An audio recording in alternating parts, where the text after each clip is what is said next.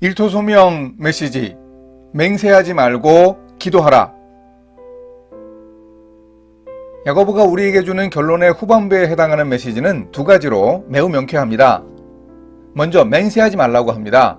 그리고 기도에 대해 여러 상황과 예를 통해 반복하여 교훈하고 있습니다. 13절부터 18절까지 기도라는 단어를 빠뜨리지 않고 각 절마다 반복하여 강조하고 있습니다. 야고보가 크리스천 공동체에 간절히 바랐던 메시지를 함께 생각해 보겠습니다. 오늘 말씀 야고보서 5장 12절에서 18절입니다.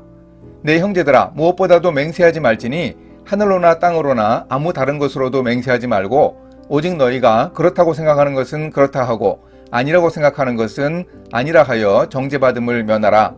너희 중에 고난당하는 자가 있느냐? 그는 기도할 것이요. 즐거워하는 자가 있느냐? 그는 찬송할지니라.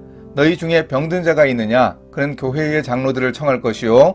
그들은 주의 이름으로 기름을 바르며 그를 위하여 기도할지니라. 믿음의 기도는 병든 자를 구원하리니 주께서 그를 일으키시리라. 혹시 죄를 범하였을지라도 사하심을 받으리라.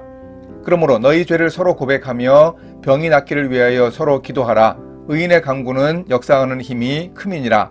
엘리야는 우리와 성정이 같은 사람이로되 그가 비가 오지 않기를 간절히 기도한즉 3년 6개월 동안 땅에 비가 오지 아니하고 다시 기도하니 하늘이 비를 주고 땅이 열매를 맺었느니라. 첫째, 맹세하지 말고 진실만을 말하라. 12절은 좀 생뚱맞습니다. 맹세하지 말라고 하지 않습니까? 앞에서 야고보가 맹세라는 말을 한 적도 없습니다. 그런데 왜 갑자기 맹세하지 말라는 것일까요?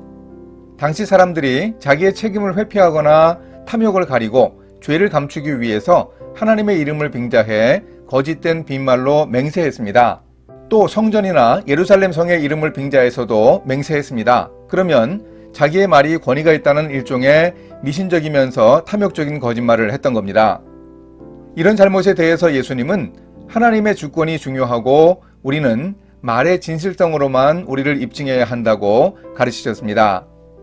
인간의 말에는 어떤 강력하고 자신감 넘치는 말이라도 틀림없이 한계가 있죠.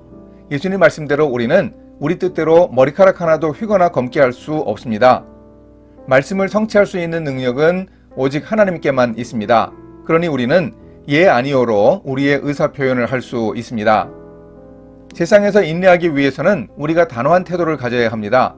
장담하고 맹세하며 허풍 떨 것이 아니라 아닌 것은 아니라고 용감하게 거절해야 합니다.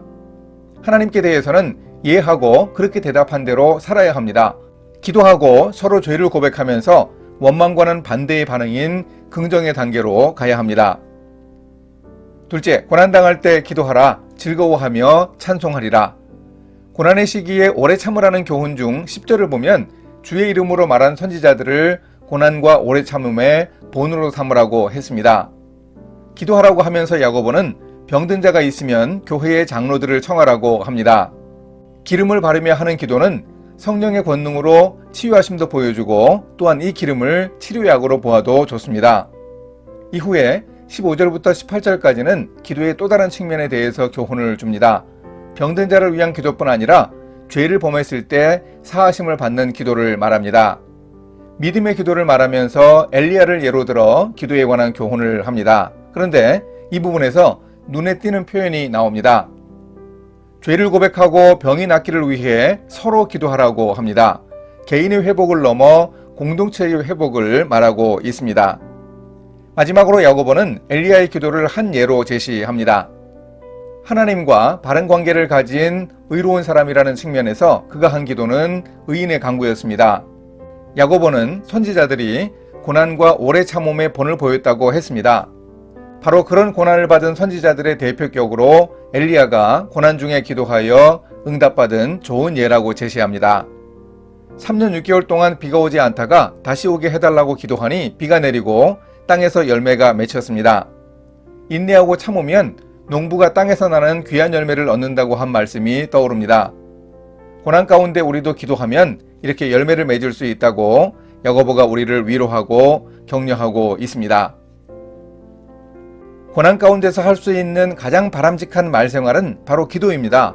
원망하는 자리에서 기도하는 자리로 옮겨야 합니다. 장담하고 맹세만 하고 있으면 안 됩니다. 기도해야 합니다.